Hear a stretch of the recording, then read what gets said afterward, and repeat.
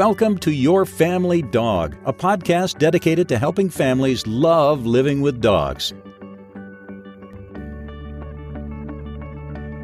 Welcome back to the Your Family Dog podcast. I'm your host, Tina Spring, and today I'm joined by my smart and pretty co-host, Julie Fudge Smith, and one of our favorites at the podcast, Karen Deeds, who has finally moved, I think, 2 time zones closer to me than she was previously. So she and I were chatting. She wrote an article and posted it on Facebook recently about the difference between training and behavior and how that manifests in the world. And I said, Karen, you should come on and you should really help us talk to families about this. Because I think anyone who does some behavior work and training work, one, needs to know this. And we're all sexy about like, ooh, we can teach sit and stay. But that sit and stay are only a piece of the puzzle. So I want to welcome Karen back to the Your Family Dog podcast. And as is tradition, I turn my first question over to Julie.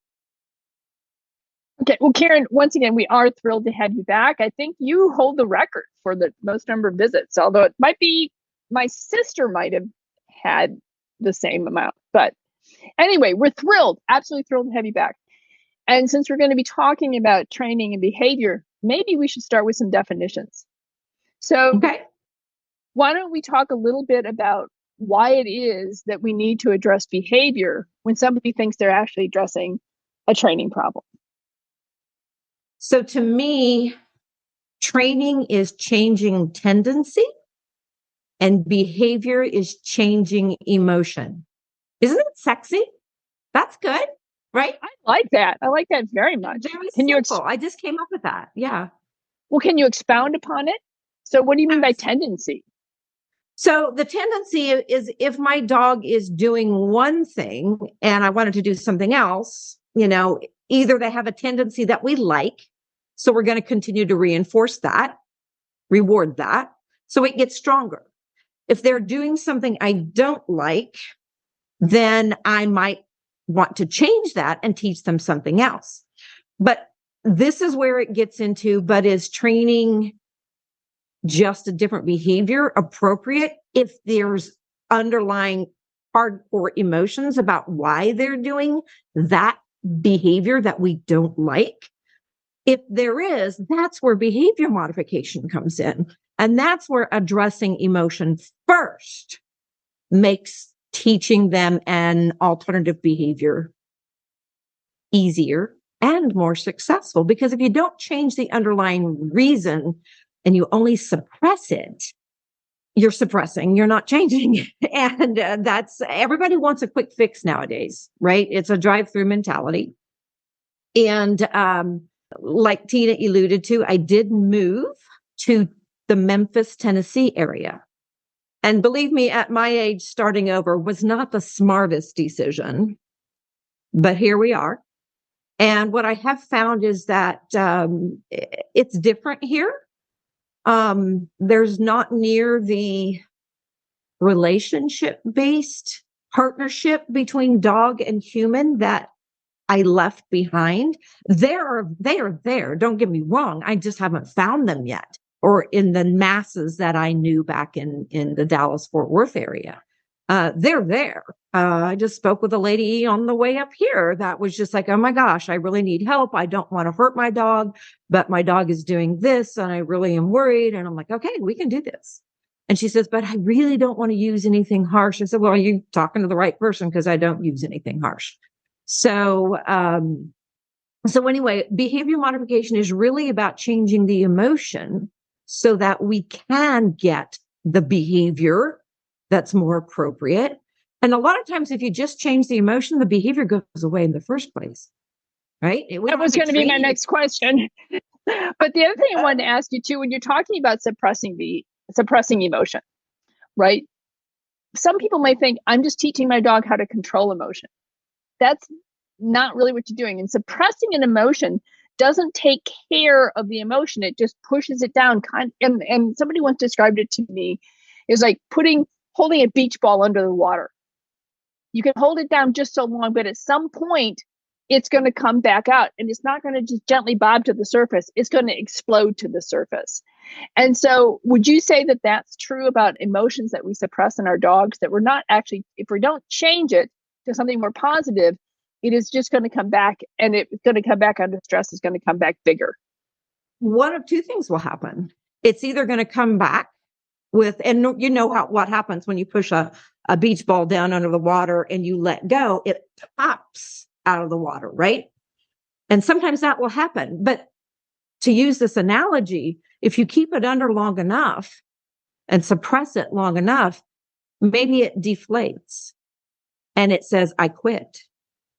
Obviously, it can't say anything, but the philosophy is if it were an animal, the animal would learn, well, I don't have a choice, so I'm just going to learn helplessness.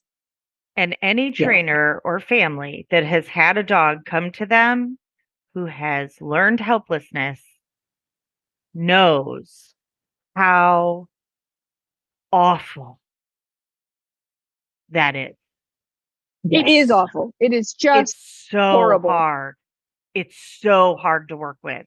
And I see it constantly with the dogs who have gone on that 2-week shock collar board and train, who now the dog that was worried about other dogs has just like given up and is a cusp of the dog they used to be. Something that was pretty easy to help a dog through now becomes a very big rehab project.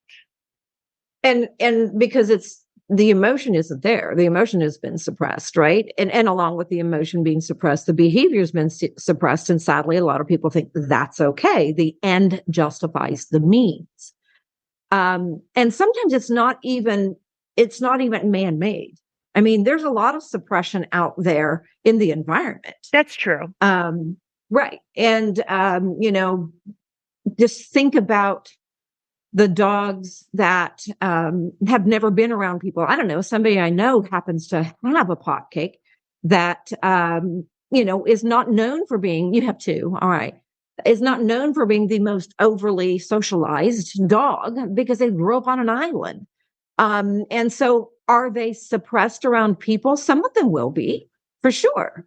But again, sometimes that goes back to genetics and lack of proper socialization, and not just intimidation or suppression by a human hand. So there's a lot of that. But that doesn't improve it, right? So if you already have a dog who's genetically predisposed to a lower level of sociability and less trust of humans, it turns out shocking them and putting a prong collar on them does not suddenly make them think handlers are safer. No, to interact with. I would think not. I mean, and a lot of times I go back to, okay, if you're dating and thank God I don't have to do that anymore. But well, you got the very best one. So I got a good one, didn't I?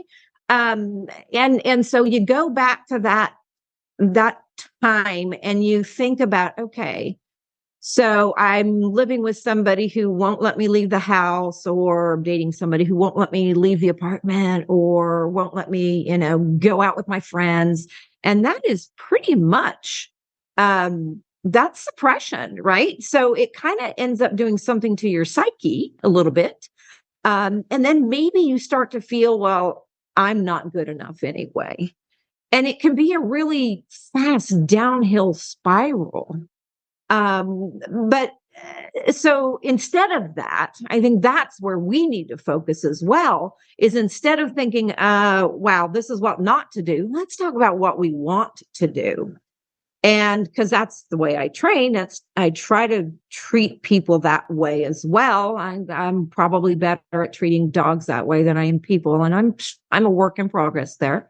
I'm on a Facebook group with a specific type of dog. And they're known for being very soft, sensitive, anxious messes. And in my opinion, and somebody just posted about they adopted a dog and the dog won't come inside. And, of course, I post what I post, which is, well, let's try to address the underlying emotion that's causing this.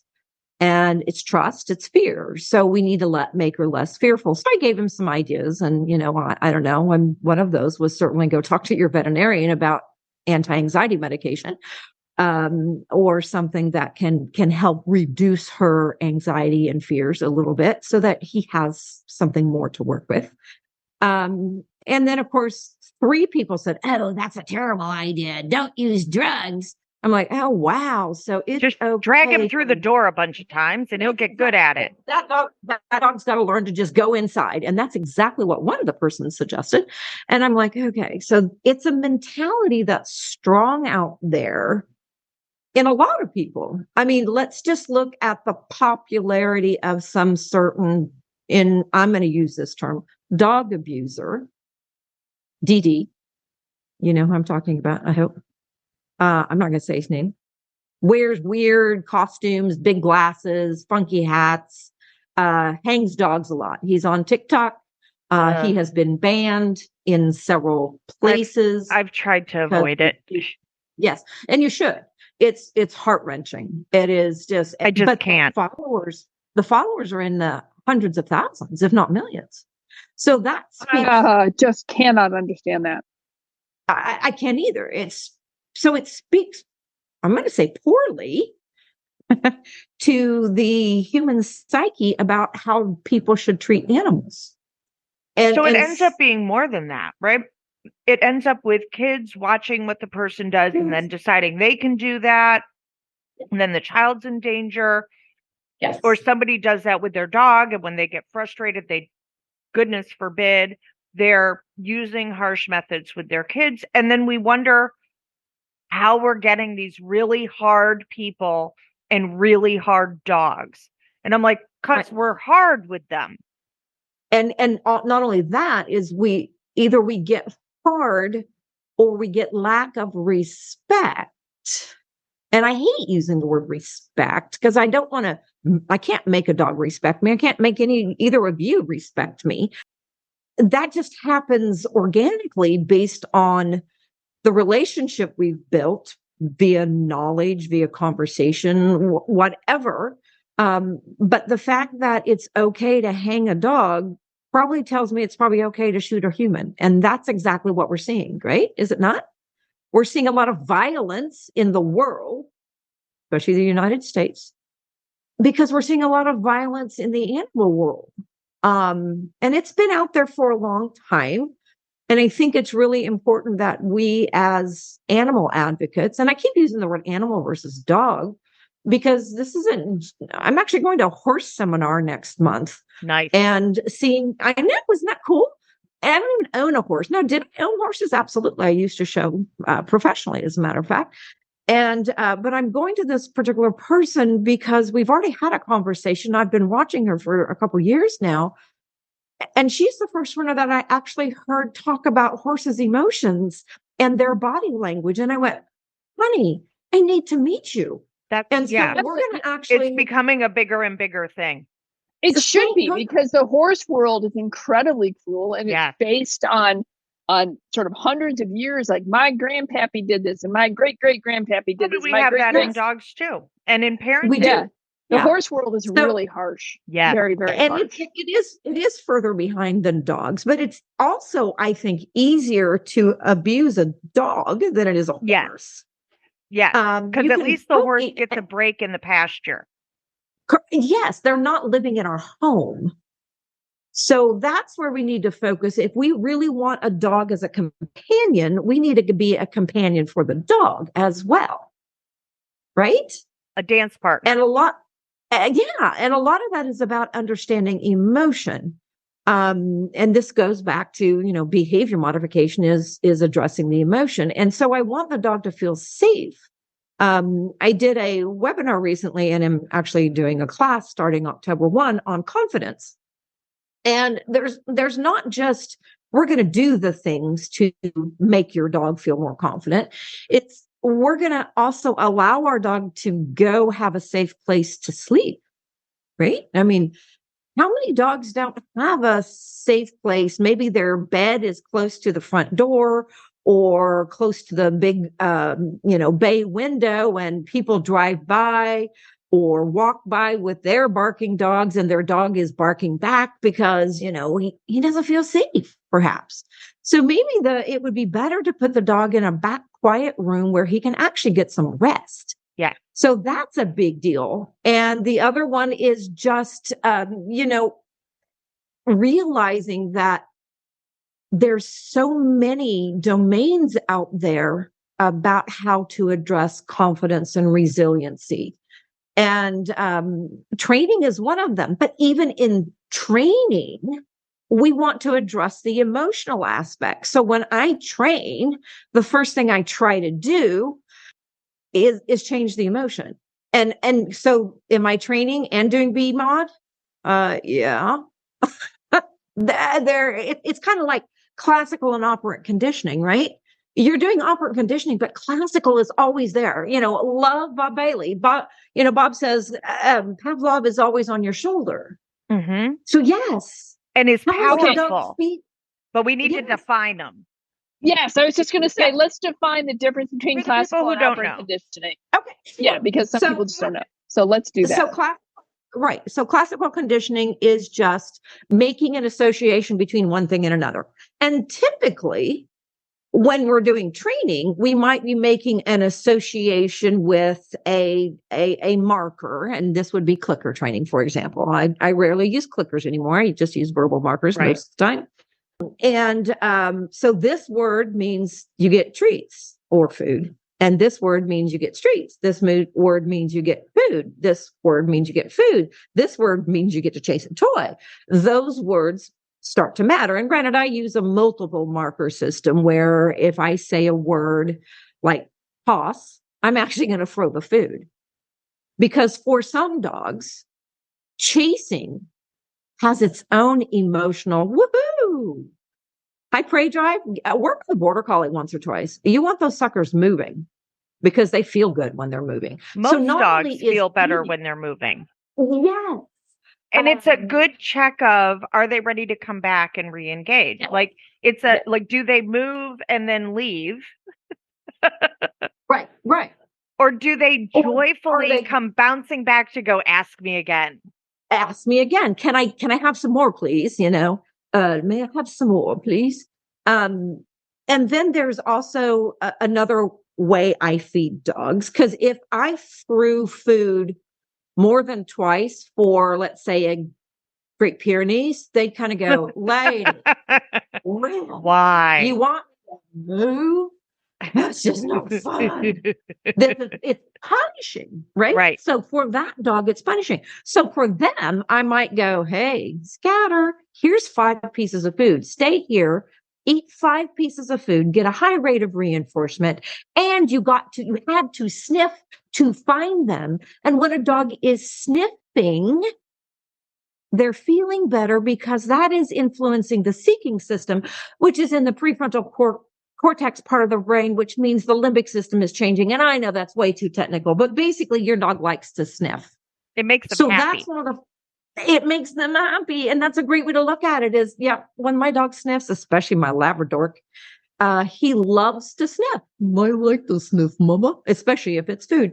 Because they can't see what's directly in front of their nose. Their eyes don't work like that. So they kind of have to go, there's one, there's one, there's one, there's one, there's one. Right? So that's actually slowing them down mentally as well as physically. And that's giving them a chance to go, I got a break. I took a chance. For that dog that needs that break. For the dog that goes, can we move now? Can we move? I'm going to toss food. For a dog that is, doesn't need any of that, I'm going to, hey, dude, here's a cookie from my hand. You feeling good? He's, yeah, I'm feeling good now. I ate a cookie. That's all I need. But some dogs need more than that. So I'm changing emotion by simply the way I feed. And so that is one thing I use during training. So I totally got off topic about the question of what is the difference between classical and operant and operant conditioning. That was all classical conditioning. I say a word, you get food. I say a word, you get food. Pretty soon, guess what happens? That word has meaning. Well, guess what? We can do the same thing. Oh, there's a scary bus. Here's a cookie. There's a scary bus. Here's a cookie. There's a scary bus. Here's a cookie. And pretty soon the dog goes, oh, I like the scary bus because I get a cookie. So that's classical conditioning. We're not expecting any behavior from the dog. But oftentimes what happens I always is say the dog doesn't have to earn it.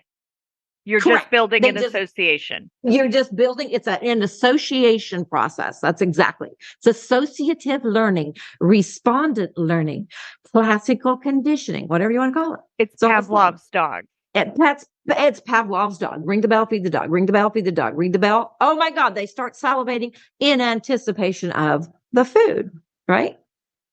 So that's classical conditioning. Now, operant is okay. You have to do this to get that. You have to earn it, like Tina said. So I use grandma's rule of this and that. When you make your bed, then we'll go to the pool. It's an if-then statement.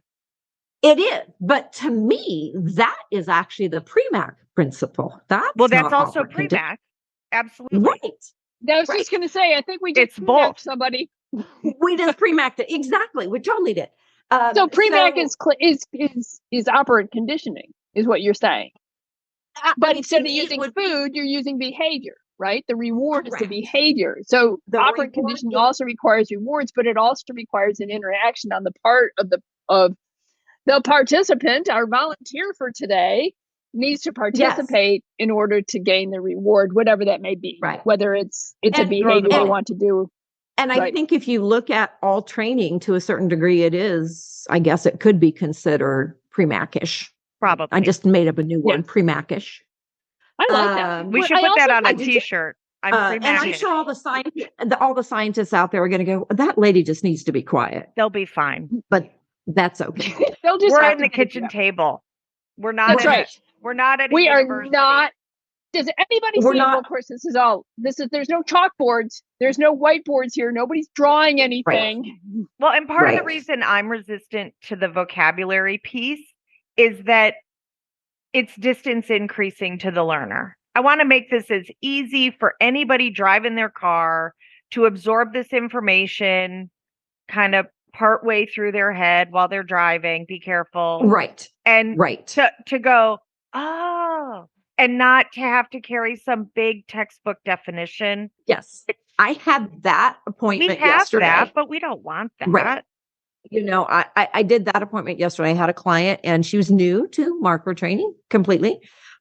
So I basically told her, your dog needs to feel good about doing this first, emotion. And then we need your dog to want to do it, operant conditioning. I'm going to offer this behavior to earn the reinforcement. And that was my client yesterday. And we went very basic, very, no, I don't know if I use classical and operant conditioning once in our lesson. Now, tomorrow's lesson, oh, honey, this woman has done a lot of training. She's a science. She's a psychiatrist. Is probably going to get to talk all the language. I get to talk all the good stuff that I like to talk about, which I probably, will mess up, but that's okay. But anyway, you're right. So if you have a dog that feels good, and I'm going to go back to dogs now, I guess, but if you have an animal dog that feels good, they're going to buy in, right? Well, to them, they're all tricks, right? Yeah, whether it's sit or down or roll over or bark or fetch or get on the sofa, it's all just behavior. It's all tricks to them. Yes. It's kind of like they're all weeds. Some of the weeds we pay a lot of money for and we protect, and other weeds we pay a lot of money to get removed. Yes. But they're all weeds. Oh, that's cool. And that there's that tendency word again, because if my dog has a tendency to lay on the sofa and I'm good with that, I'm going to reward that. But if my dog has a tendency to lay on the kitchen table, personally, I wouldn't care. Okay. I'm glad Mr. didn't hear that. So if that tendency for your dog to get on to lay on the table and you don't like that for whatever reason, I don't think I probably have about 4 that would be able to get up there absolutely very happily. They have never had an opportunity, obviously. But if that's a tendency that you don't like, let's look at it a couple of different ways. Why is your dog getting on the kitchen table? Is it so he can the look sugar out the bowl window? was there. Well, there was that. So remove the sort of sugar bowl, right? Put it in the She's cupboard. short. So there's that. Or let's say there was a dog that was laying on the kitchen table so he could look out the window and see all the dogs going by, right? So what's the motivation for the dog sleeping on the kitchen table or going to the kitchen table? Well, maybe we change that, and all of a sudden the dog goes, okay, fine, I'll just lay over here on the sofa. Cool. So it's not even always about training, right? Right. It's sometimes just make a few changes in the environment and the dog changes. It happens in our interactions with people. If someone's upset and I'm like, tell me more about that, I can usually go down the lane far enough to figure out where that miscommunication happened. Guess what? None of those people were like, I'm going to do something awful to my dog today. Like, I don't know anybody who wants to do that. So I don't either. They sometimes don't understand. And it's my job to understand, not theirs. And then to help them. It's not like I haven't lost a few things off the counter, or I mean, considering my husband, pretty much his first USAR dog pretty much almost burned his house down. There's that, right? So yeah, he was clunking a tennis ball in her. Literally the first day he brought this dog home from the shelter. And high drive dog wants to play balls. He's sitting on the sofa on the telephone, clunking a tennis ball into this dog's hollow head. Clunk, clunk, clunk. Well, he missed, or she missed, and it went behind the entertainment center. So she went behind the entertainment center and it knocked over the TV, brand new TV, and it burst into flames, which then caused the holy cow carpet to get on fire, the smoke detector to go off, so all the dogs become sound sensitive. This sounds like a Saturday Night Live skit. You have no idea what this dog's done. Right. So anyway, so he runs into the kitchen. He gets the fire extinguisher. He pulls the plug because this is, 2000. So he pulls the plug and he starts spraying it. She grabs the end of the fire extinguisher out of his hand and starts shaking it and hitting her head with the tank. And he goes, well, that didn't work well. And now the smoke is now right down probably about halfway in his living room. So he runs to the bathroom and he gets towels and he throws them in the toilet to get them wet. Not smart. Water and electrical fire is not a good thing. But anyway, so he did it and he starts, dousing covering the fire with the towels. And of course she grabs one and plays tug and he's putting the fire out. And eventually he did get the fire out. And of course, the first thing he thought was, I have a disaster dog, not one that makes disasters, but that one that can work in a disaster. But she was the best house dog. She ended up being the best house dog. She'd lay on the sofa. She'd walk around. Now, granted, we couldn't have anything on the counters because, these dogs were taught to jump on things. And we couldn't even put anything on top of the refrigerator because that was fair game too. So when we're talking about the quintessential family, which is who you speak to, who has a new dog, one of the things that we need to do is give them something to satisfy their natural temperament. I'm going to use the word temperament versus natural urges because that sounds funny. But their temperament. What is this dog? What is it like to do? Most dogs like to eat. So that's the first thing I do. And then we can give them jobs about how they eat. And this goes all the way back to, I don't know, that first or second podcast that I did with you all about enrichment. But again, there are so many dogs that, they can't eat out of a metal bowl on the tile floor because it's scary. Yeah. Right? Right. I see a lot of dogs that are that way. And people just don't understand why is my dog so stupid? Well, your dog is not stupid. Your dog is fearful. Or my dog is so stubborn. That's my favorite. I have a really stubborn dog. I'm like, yeah. I'm like, you know what? In 35 years, I've never met a stubborn dog. So, maybe yours is the first one. Like we call them names when they don't learn the way we want them to learn. Yes. And that just means, of course, that we don't understand what they're going through emotionally Right. for the most part, right? So again, it all goes back to how do I make my dog feel better so it acts better? Just kind of like how do we make our spouse, significant other, child feel better so that they don't act in a way that is It's unpleasant. not unpleasant. Yes. But again, we are dealing with a species that doesn't speak English. And so we have to learn a little bit more about the dog and what their natural life is like.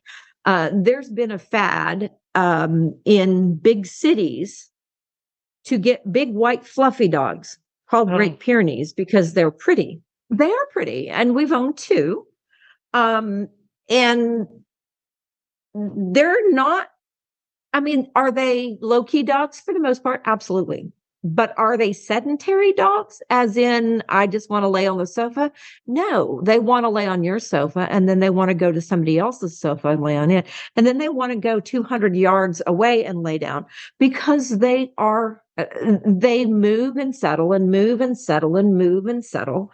So you better be prepared to walk a little bit because they like movement, but they don't want to go jogging for the most part. And granted, this is all, there's exceptions to this. Of obviously. course. There's always There exceptions, is the Great Pyrenees who did not read the manual.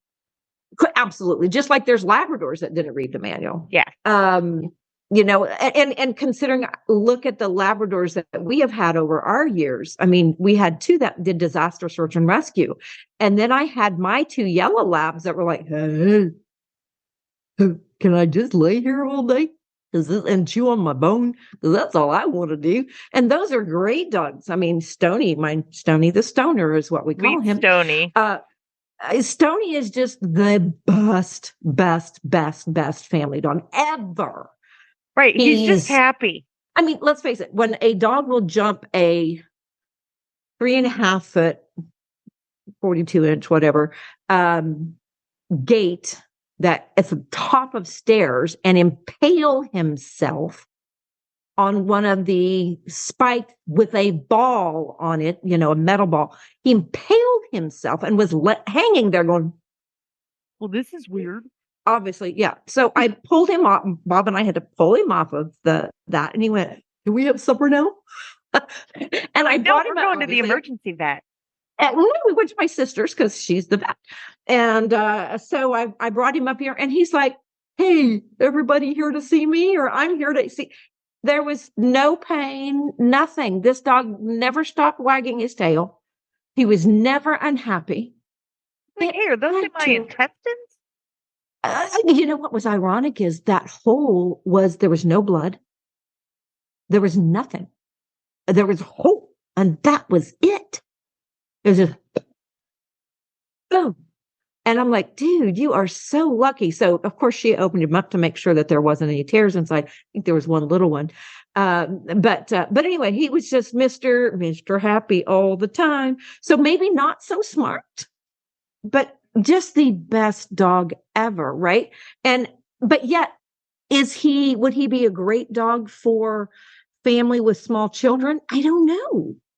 Because you know what? I don't think he knows where his feet are.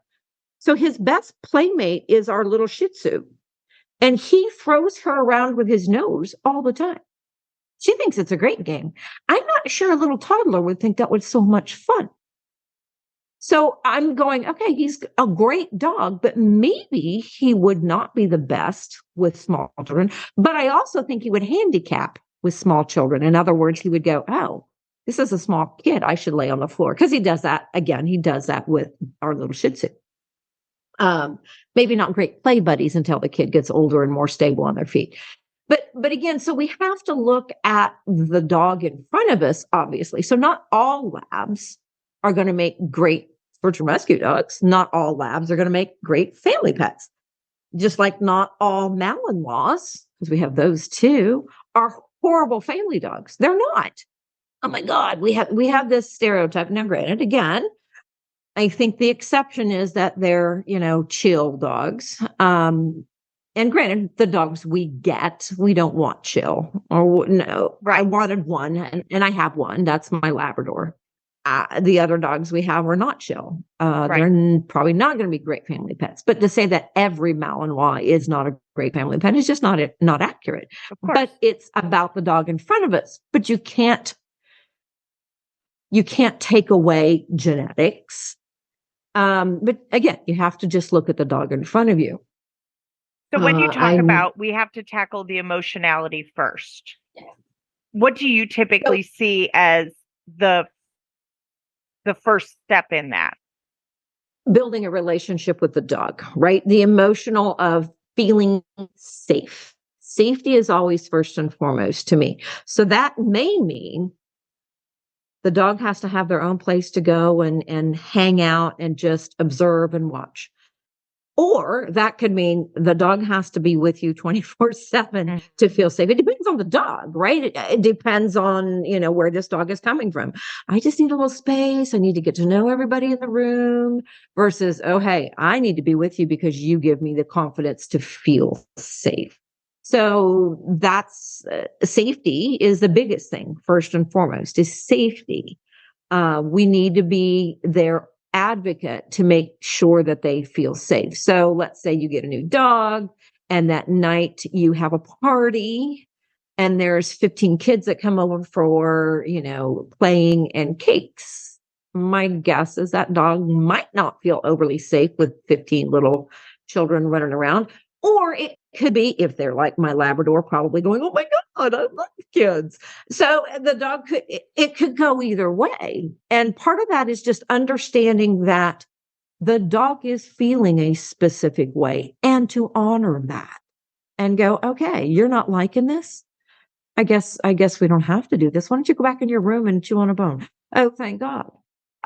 The number of people who have hugged me because I told them to stop walking their dog is amazing. It's a pretty good sized number that people have gone, you mean I don't have to walk my dog? And it's like, I've never taken my dog for a real walk around the block because number one, I've never lived on a block. I've always lived in the country, but I don't think it's very exciting for a dog to walk on a sidewalk and walk beside you and go, I'm a dog, you're the master. It's just not. Now, granted, there are some dogs that like to go, oh, hey, female, I'm going to go hike on that mailbox. And that's fun, right? Oh, bunny poop. Let me roll on that. That could be fun. But if let's say they enjoy that, but it's right beside a busy street and they don't enjoy that, that's a compromised walk, right? So you have to go, okay, what is my dog telling me? So this is where we need to understand that they are speaking to us through body language. And, go, okay, is there something we can do different that might make you happier? I mean, if I'm not a sports person, right? I moved to Tennessee to be closer to my sister, who's a veterinarian, and her husband, and they are big, Memphis, I guess it's Tigers, basketball, and they love that. And I'm like, you want to go to the game tonight? I'm like, I'm good. No, not really. No desire, right? So what she finds is entertaining, I just don't. I might get there someday if I'm, exposed to it often enough, and I do have fun during the games or whatever. What I like to do is also different than what my husband likes to do. And what my Border Collie likes to do is very different than what my Labrador likes to do. When we go for a walk on our property, 5 acres, my Labrador goes and he sniffs and he poops and he pees and then he's like constantly checking in with me going, Mama, where are you? Mama, where are you? And he leaves maybe 20 feet away and then he stops and he waits for me or he comes back to me. And then there's the Border Collie who never stops running. And I'm constantly having to check him. Dempsey, here. Good boy. Free. Go sit. Go play. He's out of sight. Dempsey, here. Okay, thank you. Come back. And meanwhile, I'm telling Stoney, go. Be free. Go somewhere. You could tie him to Dempsey. Yes, I could. Oh my God. And then Dempsey they'd just murder each other. They'd wrap around a tree or something. Oh my God, yeah. But they're different. right? Right. I mean, Dempsey likes to chase balls and toys and discs in my lap. I throw one and he goes, that was stupid. Is your retriever, I mean, he's retrieve intolerant. Is he also poultry intolerant? I'm not sure what you mean. Like, will he chase chickens or does he No, have like, a will he not dietary? will he not eat duck? I mean, Oh, he will. oh, good. He will eat. Excellent. Oh, yeah. Oh, because we've had ducks and geese on our property, right? And he's kind of going, hey, what are those? And the border collie's going, make them fly. I'm like, no, dude, you're not going to go make them fly. Actually, it will be nice if I end up with too many geese, Canadian geese, on my property. I can just say, Dempsey, go get them, and I'll teach him to do that, right? But the Labrador would go, friends. Right. I just want to cuddle them. I just want to cuddle them, please. So again, taking those differences into mind about not only what dog you get, and that's the other thing is what you think you're getting and what you do get is often very different. And what you're told you're getting, whether it's from a rescue, from a shelter, from a breeder, might be different. Because especially in a shelter, their environment may be very different. Okay, you're going to adopt this dog and she's really shy and fearful. And then you get her home and she detoxes and the dog is like, I love life and I love people and I feel so safe. We're good. And the dog is magically a different dog because the environment is different. Or you take that, yeah, this dog loves people, and then you bring it home and it becomes totally attached to one person and nobody else can come in the house. That's the one I see a lot, obviously, because those are problem dogs. Those are the ones that I have to change emotion about. So how do you change emotion about that? Like give people like a thumbnail of, because I think generally speaking, I would say people overthink classical conditioning because it feels wrong, right? It totally feels wrong to do it. Generally, if you're doing it to try to fix, I'm using fix in quotes, to fix a situation, to affect change in a situation. Case in point, client was referred to me by my sister here at her vet clinic because when he was sitting in the lobby, the tech came out and the dog went, I barked and lunged at her and she went, I don't think so. And of course, a lot of shepherds will be, and I hate to use the protective word, but I'm going to use it because they are shepherds. And he said, well, maybe if you put him in the back and I leave, you'll be able to handle him. Well, that was a big no also. So they had the guy come pick up the dog. And that was even after some medication. So they had the guy come pick up the dog. Well, I go to the gentleman's house and he's got him in an outdoor kennel. Definitely not going to judge, but he's got the dog in an outdoor kennel because he has his mother-in-law, his frail mother-in-law is now living with him. So he has had to change the way his dogs interact with the family. They have 2 little dogs inside, which the dog, as a younger dog, was very happy about. But he sent the dog off to one of those lovely training places, and he came back a little different. So anyway, the dog I'm probably 20 feet away from the dog, and he's in this beautiful, actually outdoor covered, air-conditioned, or big fan on the back kennel. And I literally turned and faced him, and he went, what? And he hit the kennel. And I went, yeah, this will be fun. So he said, watch this. So I walked up and he's banging on the kennel and I'm going, I hope you can't get over that. He's 110-pound, big, long-haired German Shepherd. And I walk up and I throw a meatball and then I walk away. And I turn around and I face him and I'm walking up. Actually, I face him. I actually kind of grabbed up to him so I wasn't facing him directly. So, and I threw a meatball and I left. I did that about 5 times, and pretty soon he stopped hitting the cage. He was still barking, but he stopped hitting the cage. And then about 5 more times later, I could see his tail start to wag as I started to approach, and he's looking, going, are you going to throw that meatball? And what was so profound was the owner looked at me and he went, oh my God. I said, I didn't have to tell your dog to sit for him to be obedient to like me. In fact, that was the last thing I'm going to tell your dog to do. And so anyway, that was just classical counter conditioning. The dog is barking and lunging and I'm giving him cookies. oh my God, aren't you rewarding the bark and lunge? And my comment is always, I'm changing emotion so he doesn't have to bark and lunge. Because at that point, his brain is in this is very simplistic, I should say. I'm sure there's a lot more going on that the neuroscientists would be able to tell you. But basically, at that point, the dog is so emotional, he's in his limbic system. At this point in time, he can't think. He just can't think. He's just reacting. The emotions are so out there that he can't think about anything. So eventually I changed his emotion and he was able to think.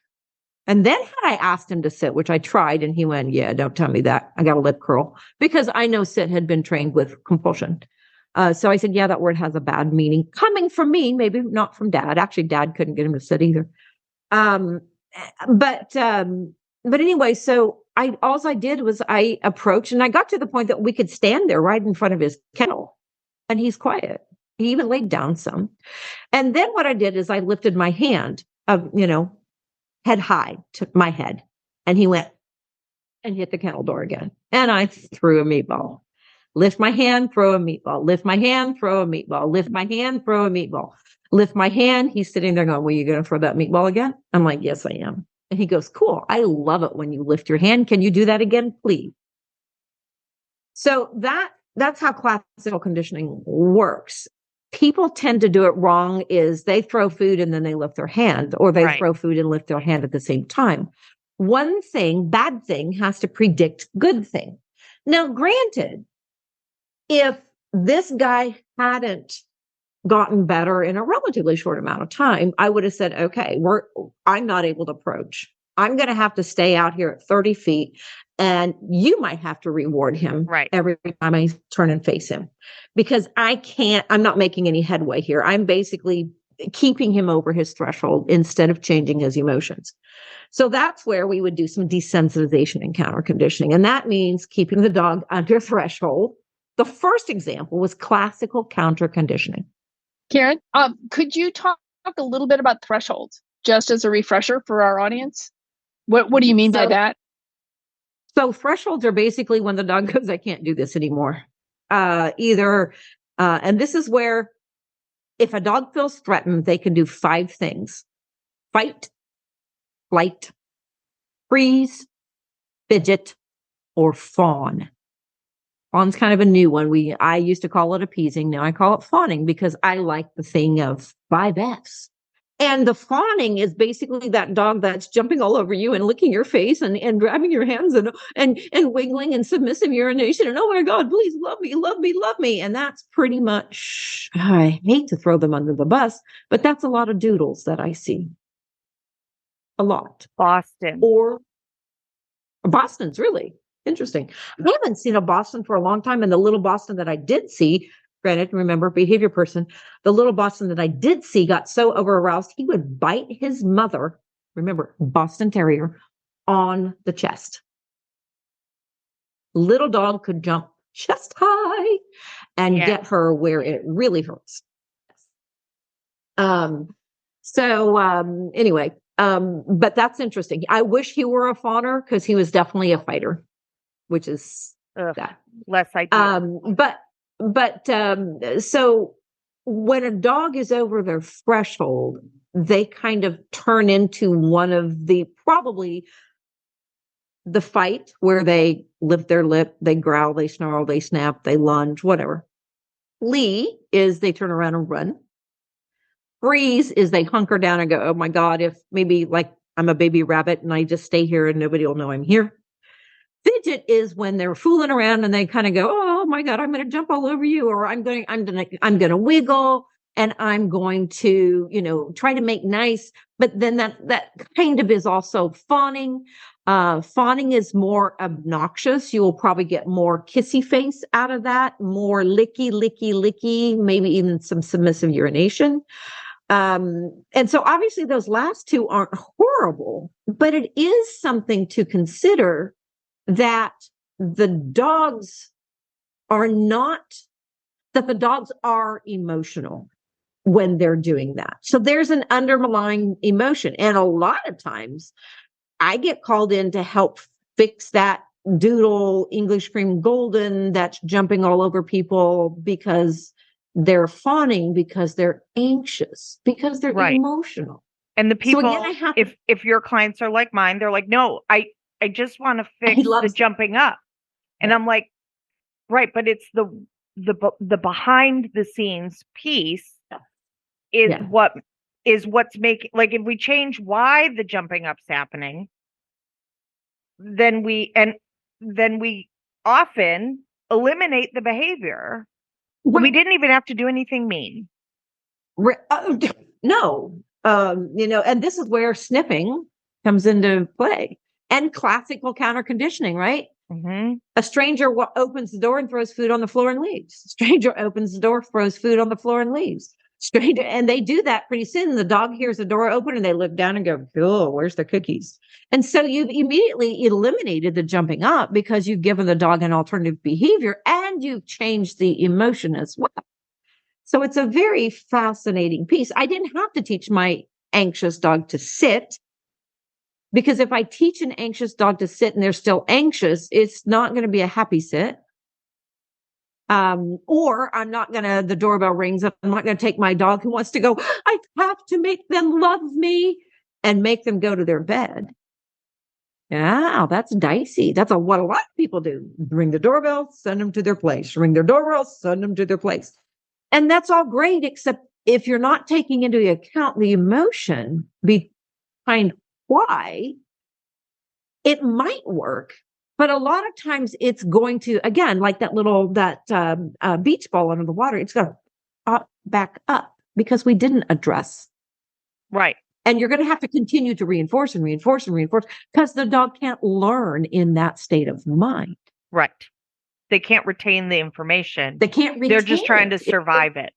They're not resilient about that. And again, a lot of that is and I will never use the word hardwired again, which is funny because probably, 6 months ago I was using it, but I watched a webinar on the plasticity of the brain, and it was human brain.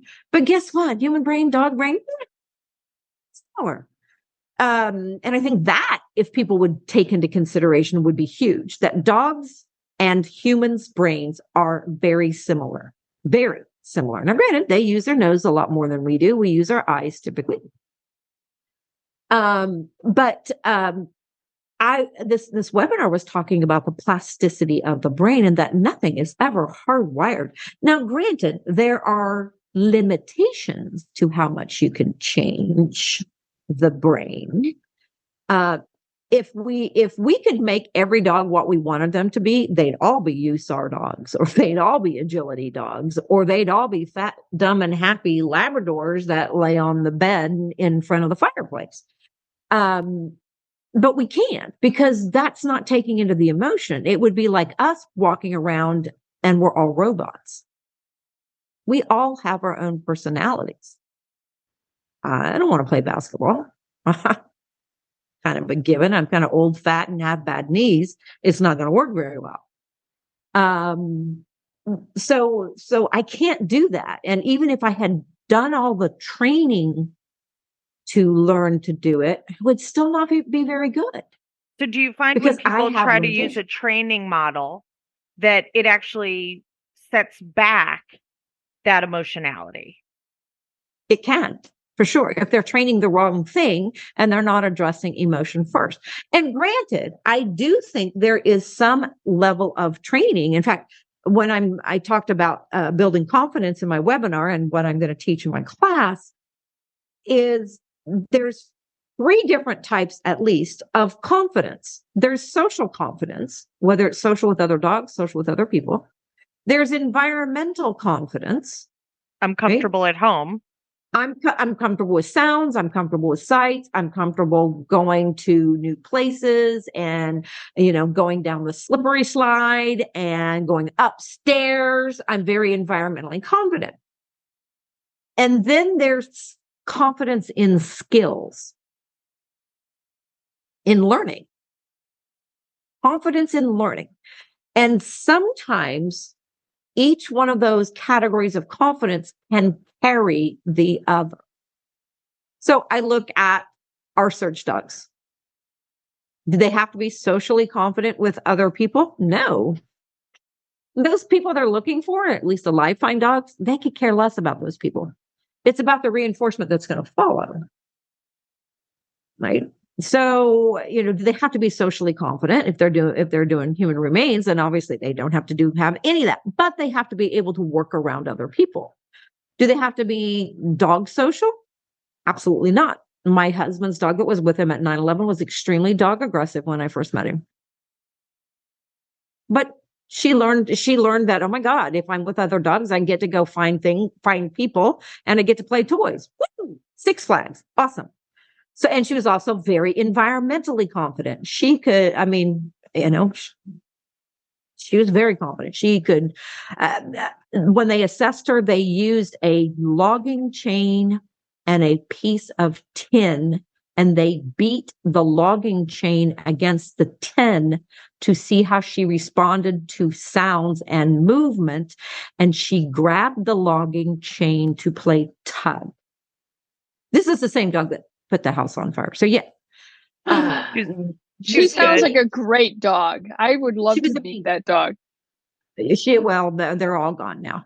But she was actually killed in the line of duty, sadly enough. Wow. That's very sad. I'm sorry to hear that.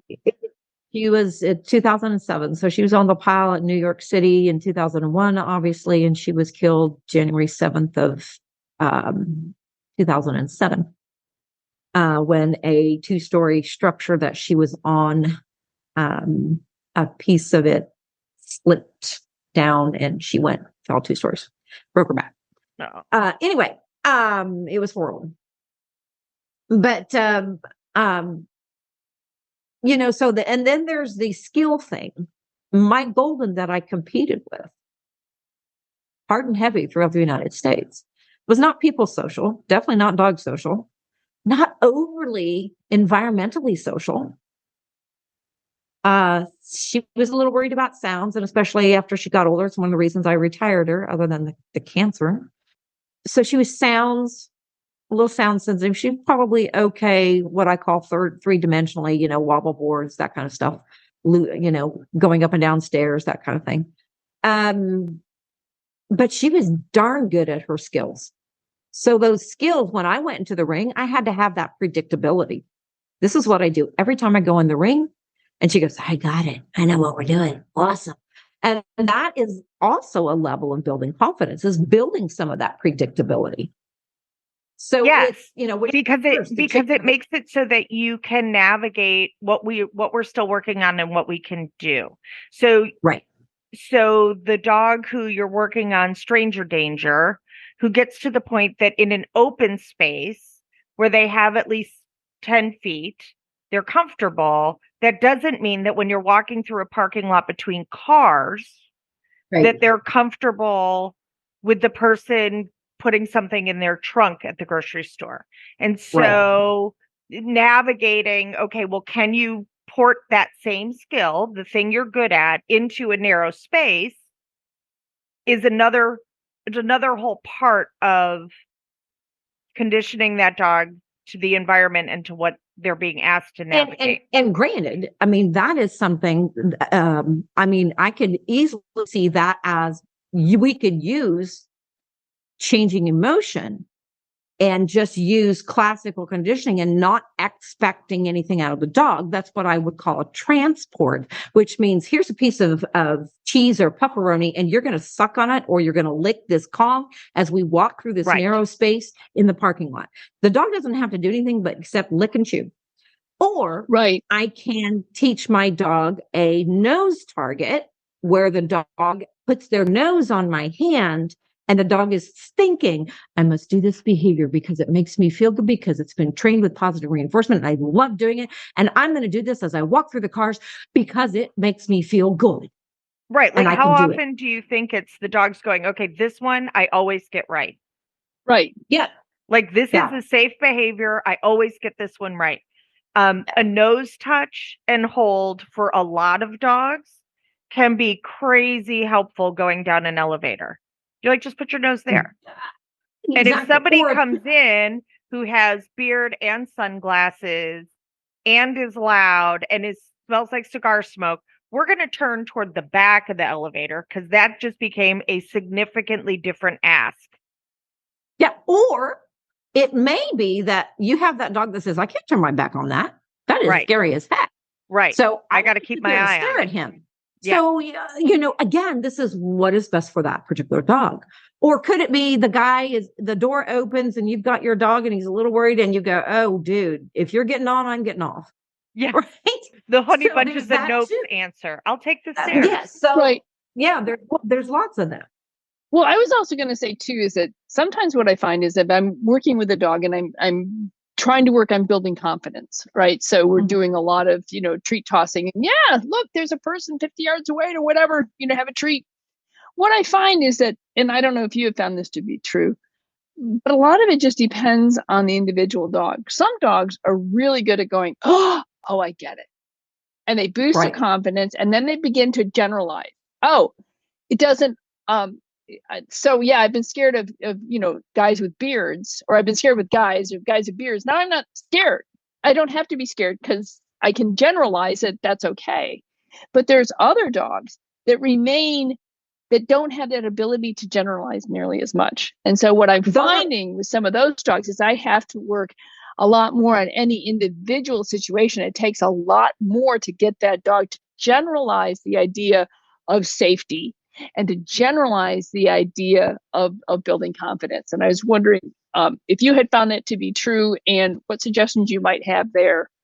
Yeah. And a lot of that is what I call the 51st date dogs, right? Groundhog Day dogs. Right. The person's fine in the living room. They go to the bathroom. They come back. Dog bark. They come back and whoop. Yes. And then oh my gosh.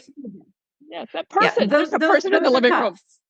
So if I have those dogs, that just tells me that more than likely the dog is still close to its threshold. Mm-hmm. So I could do less. I could increase distance, decrease the increase distance, or decrease the sound, whatever the trigger might be.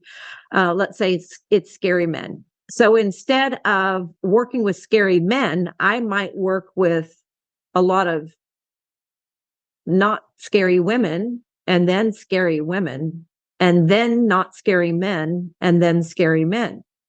So I would go backwards and basically try to condition that desensitize and counter condition to something that is much less of a problem.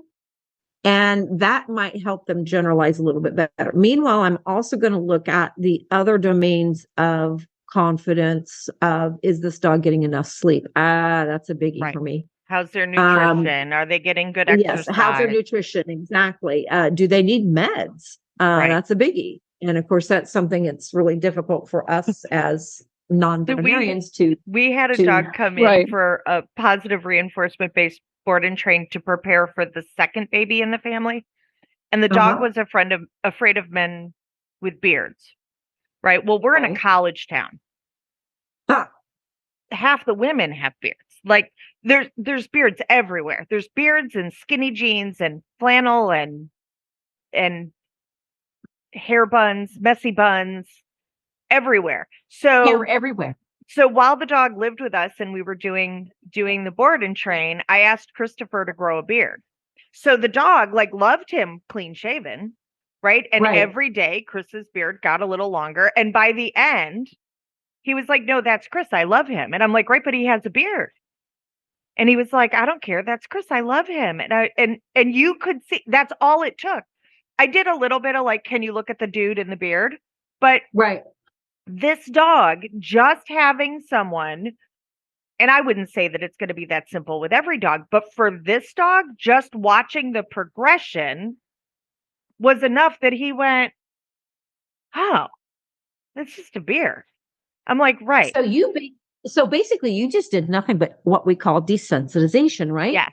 It's just there's a scary thing and it's not so scary. And then there's a little bit more scary and it's still not so scary. And there's a little bit more scary because there's more hair and it's not so scary. You didn't have to counter condition anything. The dog just went, oh, Huh. And in all honesty, when I got my border collie, he lived his first 10 months in a 10 foot by 10 foot pen, had been nowhere in his life. He chased cars like a son of a gun, had very severe handler issues, still does to a certain extent.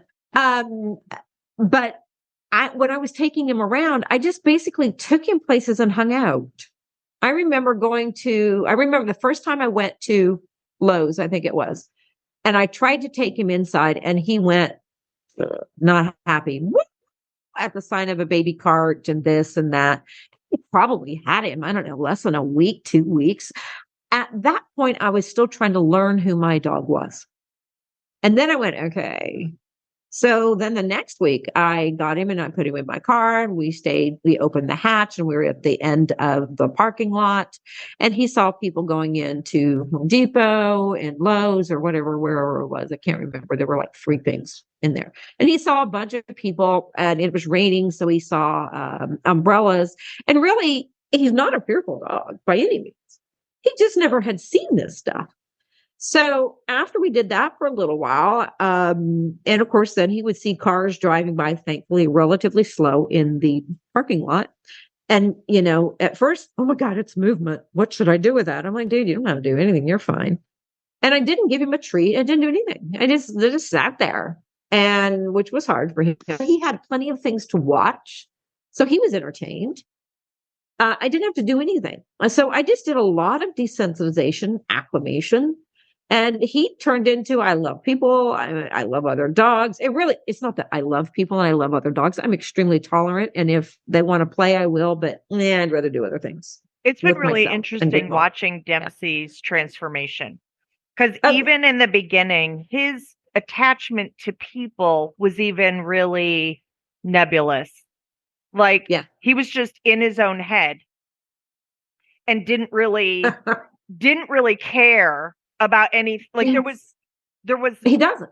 It was hard to figure out, like, okay, dude, what lights you up? He was like, what'd you say?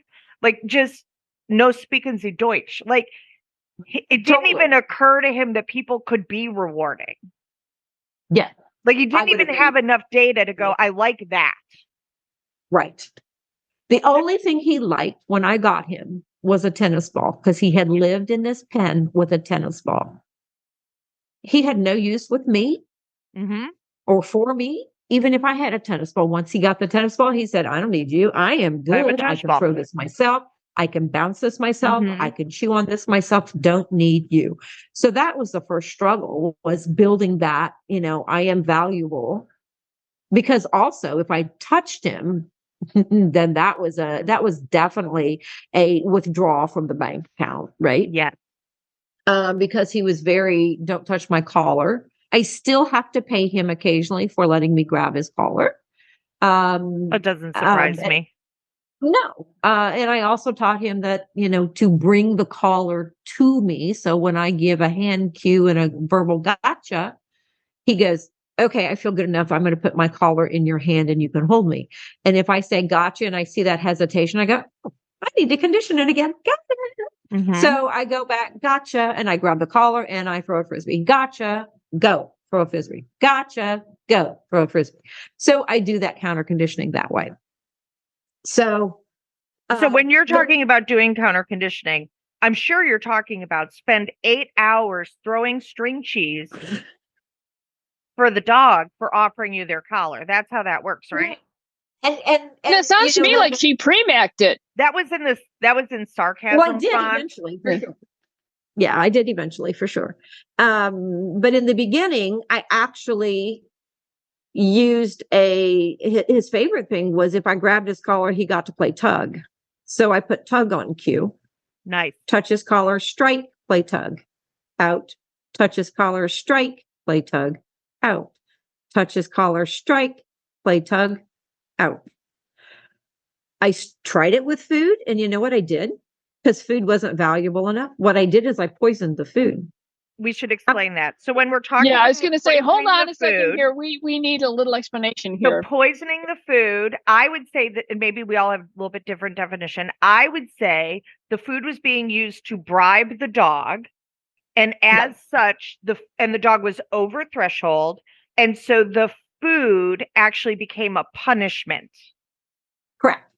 So So, the and I dog's wouldn't like, even no, say no, it no, was no, no. I I don't. wouldn't even say it wasn't even a bribe, because the behavior of grabbing his collar certainly came before the food, but Right. I reverse conditioned it. If you're going to grab my collar, which I hate, and you're going to give me food, which is yeah, pretty soon you're going to grab my collar, which I hate, and I hate food now. Right. Versus I'm going to grab my collar and you get to have a piece of chicken. He didn't care if it was chicken or not, because he was not food motivated when I got him. He was toy motivated. That's all he'd done. So I had to learn how to had to learn how to train with toys. I had to shape a lot of behaviors with toy play, which meant I had to teach him to play with toys in a way Safely. that was functional. Oh, safely. Don't even get me wrong. And like the little border collie that I have now, Pasta. I don't know if either one of you been watching him, but OMG. No, he's Dempsey. fascinating. He's Dempsey on steroids, Yeah. but he's got a lot of fear, Yeah. but he has a lot of drive, and he will put his teeth on me. But he has great bite inhibition because he comes from herding lines. Dempsey did not have great bite inhibition. One of the reasons I did not career change him to be a working conservation or USAR dog, because I felt if he were in the wrong hands, he would end up with a bite. Right. So that's why he's mine. Pasta, on the other hand, I'm not sure. I'm working really hard to save this little puppy's life, and there's a lot. He's very The video I've seen, there's a lot that's very sketchy. You should see the work I just did on resource guarding. It was fascinating. His resource guarding is pretty. Oh yeah. I just did another session, and instead of offering food, if I offered him the same thing, I was able to easily transfer. Congratulations. Yeah. Good. Yeah, it was fun. Good. It was lovely. Okay. So training versus behavior, which is what we started this whole conversation about. And again, I look at the pet dogs, which is the majority of what you're dealing with. When I think of training for a family, I think teaching your dog not to bolt through the door, which means teaching them to wait. And I don't care if they sit, lay down, stand there, don't give a heck. Just don't. I'm going to reward that, right? I'm going to open the door. I'm going to put my hand on the door and you get a cookie. If you're sitting, standing, or just laying down, I don't care. I'm going to put my hand on the door. You get a cookie back there away from the door by a couple of feet. And then I'm going to gradually open that, and good, you're going to get a cookie. And then I'm going to gradually open it again. Good, you're going to get a cookie. And pretty soon the dog goes, oh my God, everything about that door. I mean, I get a cookie. But I really love it when mommy opens the door and I get cookies back here. Now, granted, you may need a target for them to stay on. A mat works great, a platform works great, whatever. That might be helpful. So not bolting out the door, a recall, I think that's ideal. In all honesty, most people that I talk to want to be able to walk their dog, and their dog doesn't want to be walked. So that convincing people what is in your dog's best interest may not be walking your dog. So we have to supplement walking with what? Some fun games, and that could be recall work. That could be hunting for food, for toys, for target odors, for scent work, whatever.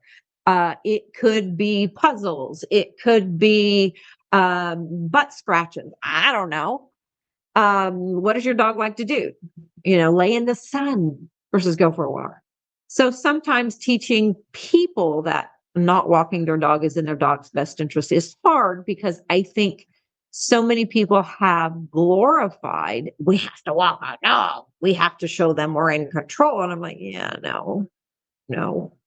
And not all dogs want to go for a walk. I remember, not so much now, but a group of dogs that we had before, if we opened the front door, and I think I had 6 dogs in the house at that time, and I opened the front door, 2 of them would willingly go out. The others would go, yeah, we're good.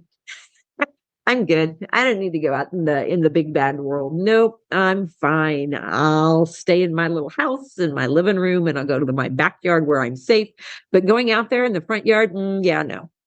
So they never went, except when it was vet day, right? So anyway, I think that's a big thing. So not bolting, coming when called, enrichment, mental stimulation, mental satisfaction. What does your dog like to do? And embracing that is key. Sleep. I mentioned it earlier. On average, adult dogs need 16 hours. Puppies. Oh, see, I've read 18. Or 18 to 24 under I was talking about adult dogs, 18. 16 to 18, I think is fair. But when COVID hit, I started They didn't seeing get all any these problems. sleep. They didn't get any I sleep. agree. People were all at home, and they're like, "Oh, hey, let's take Fido for a walk." And the dog is going, "Do I have to go for another walk?" I know. don't Every wanna go for dog another was walk. like, I'm can gonna you go to please sleep." go away? Yes. I mean, it's like Stoney, right? When Stoney's in the living room, and if I even think about standing up, he's like, "What are you doing?" I'm like, "Dude, I'm just going to go take a pee. Really. I'm going to go get some more tea. You don't have to follow me." He says, "But yes, I do." So I know after a day or 3 or 4 hours of me, like this morning, I got up and I worked on my PowerPoints for APDT. And he was playing with the Shih Tzu, but every time I got up, "What are we doing? What are we doing?" I know he wasn't sleeping. So Right. when I left, he went back to his crate, and I guarantee he is sawing a log right now. I guarantee he's like, "I needed that." I mean, 4 hours this morning of not sleeping, which is what his norm is. So he needs more sleep. So he doesn't get to come out, and I hate this, sounds awful. He doesn't get to come out and harass the Shih Tzu all the time, because the Shih Tzu needs sleep too, and he needs sleep. And you So don't guess want what? them to learn to fight. You want to keep them Right. playing, Yes. Yeah. which means they each Yeah. have to be well rested enough Yes. to receive, understand, and appropriately respond to subtle body language Right. signaling of like, okay, you're biting me too hard. Right. Versus the lab and the border collie, Stoney and Dempsey. Dempsey doesn't need the rest. He needs the work. His decompression is not sniffing, walking. His is running. He's the Peloton dog, right? Because for some people, I don't know those people, for some people, that's relaxing. Not me, no, definitely not me.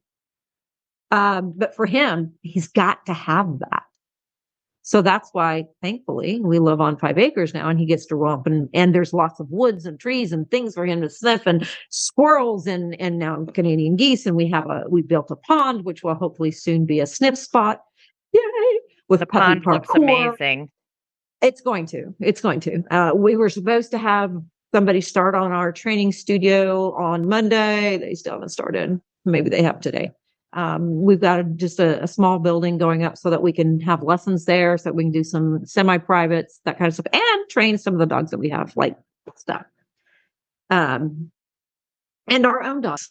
Because right now the best training place we have is on our back porch, where there are wasps everywhere. So for the average family, Yeah. who, let's say they're working with a trainer, they like their trainer, but they're just not making progress, right? The dog is just not getting it. Would you say that then the next consideration is, hey, the emotional part of that dog? Absolutely. Yeah. And would you say that sure.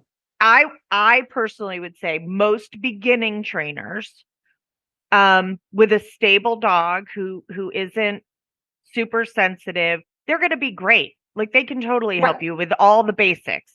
Where Agreed. you and I and Julie can come in and be superheroes is when it's more complex than that. Because I a lot of times get people like, we've been to 3 or 4 trainers, we've done all the things, and it's still not better. Why are you any different? And I'm like, well, because I'm going to start with what kind of oil's in the motor.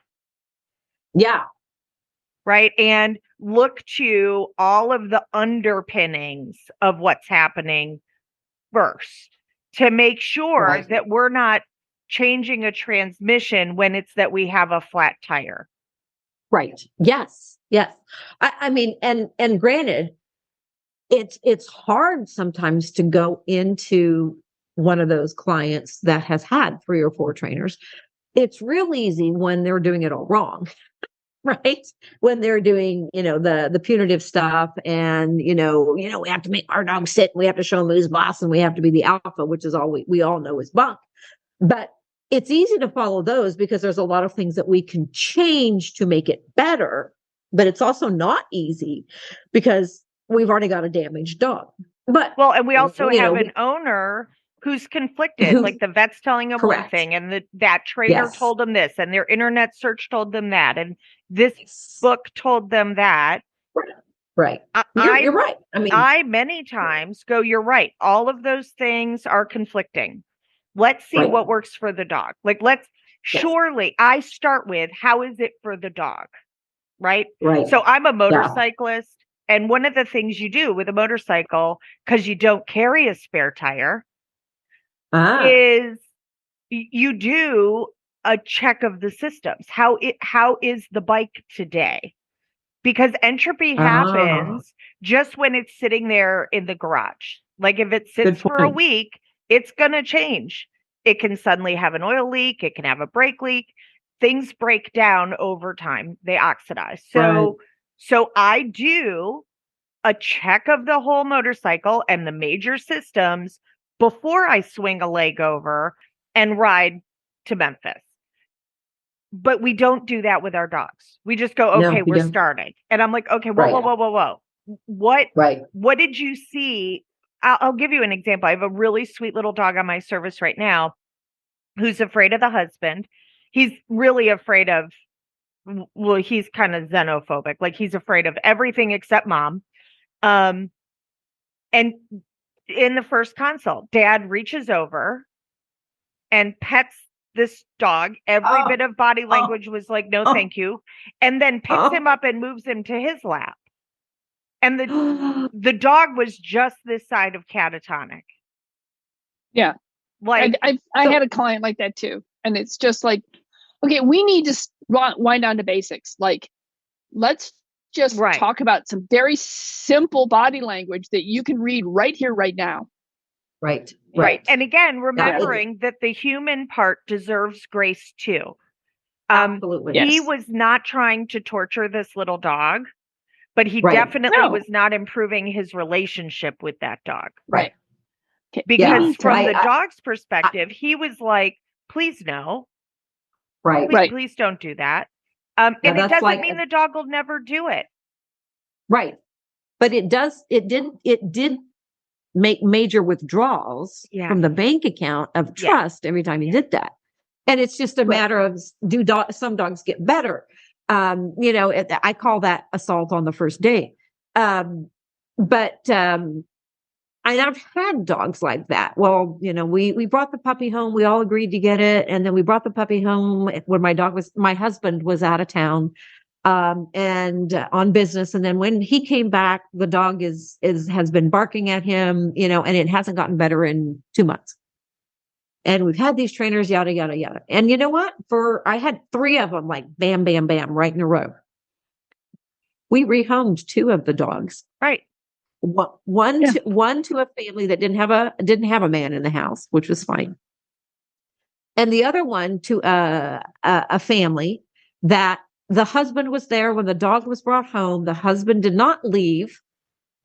And the husband let the dog do all the approaching first instead of the, I'm going to make you like me kind of sort of thing. Yeah.